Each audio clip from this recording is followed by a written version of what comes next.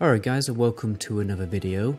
Today we're making a small but very detailed video about Shadow Priest in the Burning Crusade, mostly talking about how complicated and advanced the Shadow Priest playstyle is. You could see this as a little bit of a teaser trailer for a more advanced comprehensive guide that I'm going to make in the future, and it's going to be a very useful video for people who are considering making a Shadow Priest alt. And just for those people who are genuinely interested in finding out a little bit more about the most complicated class in TBC. If there is a more complicated class, then make a response video to this video and prove me wrong, okay? And if I'm wrong, I'll do something stupid like do a Tabasco shot on stream. Because I thoroughly believe that there just can't be a more complicated class than the Shadow Priest if you are looking to min-max the class and achieve that really high skill ceiling. So let me cover every element of a Shadow Priest.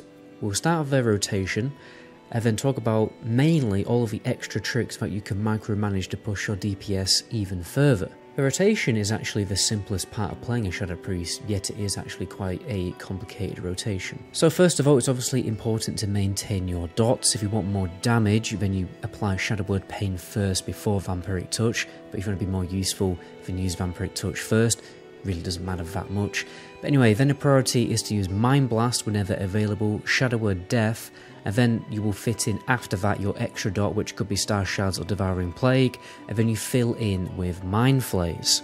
Like I said, you always want to be using Mind Blast on cooldown because this is your biggest damaging ability, and then you will use Shadow Word Death if your health or your threat isn't an issue, and then you will also use that on cooldown. But to be honest guys, that really is just the tip of the iceberg, okay?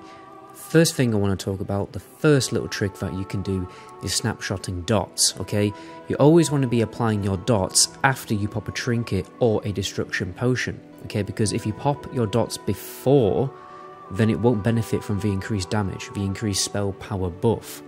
And also if you refresh the dot before the spell power buff is about to fall off, the dot will continue to deal damage, basically believing that it still has the spell power buff in effect, despite the fact that the buff has actually fallen off. This is quite complicated when you have two spell power on use trinkets, so you try to only have one spell power on use trinket, and then your second trinket would be your best in slot trinkets like the Magfaradon's trinket or Quagmarin's Eye, if I've pronounced that correctly. And then your on-use trinket will be the icon of the Silver Crescent, which is a nice spell power buff with a nice round number of 20 seconds. What I normally do is with the icon, you will pop that at the beginning of a fight so you can get the most uses out of it of a single fight. Normally you want to get at least 2 good uses out of it in a single boss fight. And then you pop your dots after it. And then you will refresh them before the buff is about to fall off. There is some kind of exceptions to this. Okay, you will refresh Vampiric Touch basically when it falls off anyway, because it's only 15 seconds and the buff is 20 seconds. So you're just going to refresh that when you can refresh it, when it falls off, obviously. You want to obviously always let your dots normally do the last tick. But you will refresh Shadow Word Pain, even if Shadow Word Pain hasn't fallen off. You will refresh it before that last tick, okay? But sometimes mechanics will get in the way of an ideal, rotation. So normally, sometimes you will be in a situation where you do quickly refresh Vampiric Touch and Shadow Word Pain just before the buff falls off, and you use them in quick succession after each other. Or less Mind Blast is available, okay? Because then instead, you will try and squeeze in as many Mind Blasts as you can, ideally 2, within that, buff. Or actually, when it's 20 seconds, you can squeeze in a lot more. But always try and squeeze in as many Mind Blasts as you can during a spell power buff, like the icon or like a proc, okay? But yeah, sometimes you will not bother refreshing Vampiric Touch, because if you have Mind Blast available, then it's a bigger DPS increase just squeezing a Mind Blast rather than refreshing Vampiric Touch before the buff falls off, and therefore you only refresh your Shadow Word Pain. You will also try to squeeze in as many Shadow Word Deaths as you can if it is safe to do so. Within the duration of Icon of a Silver Crescent, you should be able to squeeze in 2 Shadow Word Deaths. So that's the basics of snapshotting, which is a mixture of snapshotting your dots, but also trying to squeeze in Mind Blast and Shadow Word Death during the spell power buffs, okay? Now, obviously, the second tip I want to talk about is the actual procs themselves. I want to go into a little bit more detail, okay? Because obviously there are proc effects that will happen when you're doing your normal rotation in a boss fight. For instance, the Magfaradon's Eye trinket and your Spell Strike set piece bonus, okay? Normally you don't bother refreshing the dots when one of these procs, because the duration is too short to really justify it. It will be a DPS drop if you're refreshing your dots too much. Okay, so normally it is just RNG based, like it's just nice to have, oh, I need to refresh my dots and I've got a proc available which has just happened, so I'm going to get a little bit more damage out of my dots, and that's a nice thing to have. Okay, but normally you don't go out of your way to refresh your dots just because the proc has happened, because ideally when a proc like that happens you want to squeeze in 2 Mind Blasts and a Shadow Word Death, because these durations like Magfarodon's Eye and your Spell Strike bonus will only last 10 seconds. Sometimes you will try to snapshot the proc, okay, because if your dots are close to falling off anyway, like 5 seconds away, and you already have used your Mind Blasts and your Shadow Word Deaths and all you've got left to do is Mindflays, then you will refresh them, okay, so that they will benefit from that increased damage, okay, and you'll basically prioritize refreshing your dots over doing a Mindflay. But even then, what you'll try to do after you refresh your dots is try to squeeze in a Mindflay just before the proc falls off as well.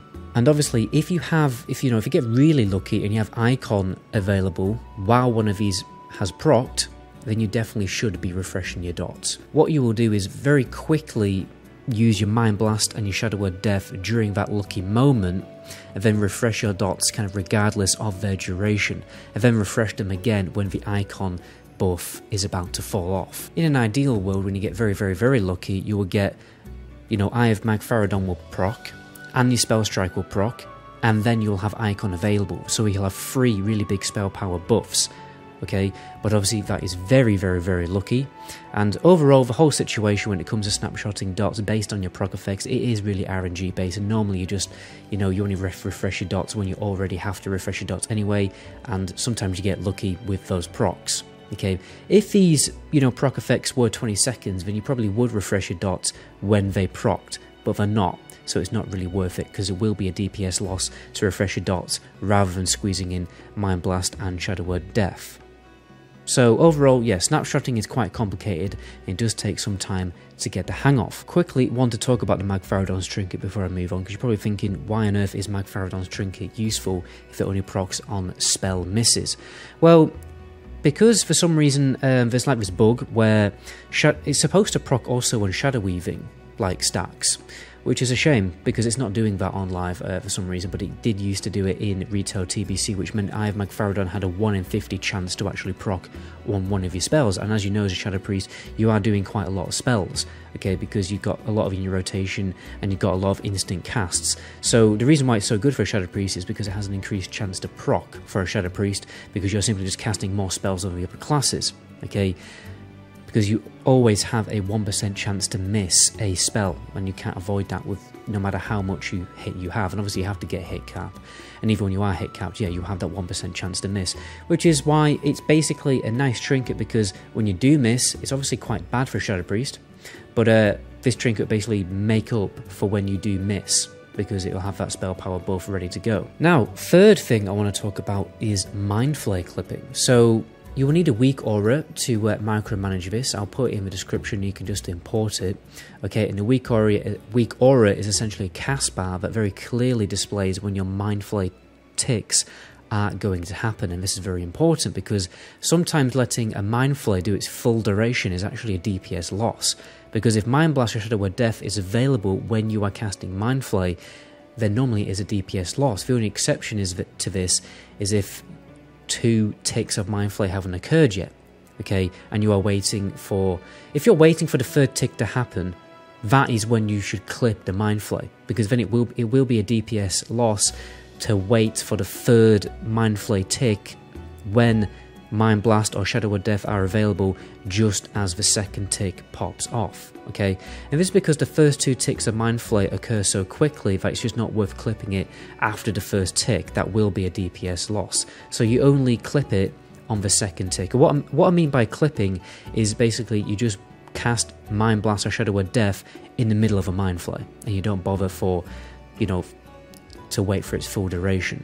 But if the 3rd tick is literally like 0.2 seconds away from dealing its damage, then you just wait for that 3rd tick to happen. But normally it won't happen because, yeah, it just won't happen that much in a rotation, I guess, like you have in this weird situation. So yeah, basically you clip it after 2 ticks, And it takes a lot of practice to do until you really get the hang of it, but you will definitely notice a significant DPS increase when you micromanage your Mindflay Clipping. Our fourth point, I want to talk about the Shadowfiend. Okay, this isn't just a simple mana cooldown that you use when you're low on mana. It actually requires some micromanagement if you want to, increase the benefit that you can get from Shadowfiend, because Shadowfiend is essentially a dot that you can snapshot. Okay, it will do more damage and therefore mana regeneration based on your spell power and haste rating.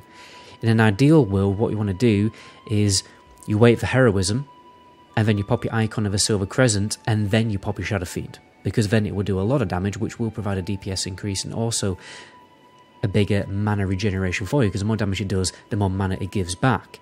But honestly, I don't know whether the Shadowfiend does more damage with either icon of a silver crescent popped or heroism.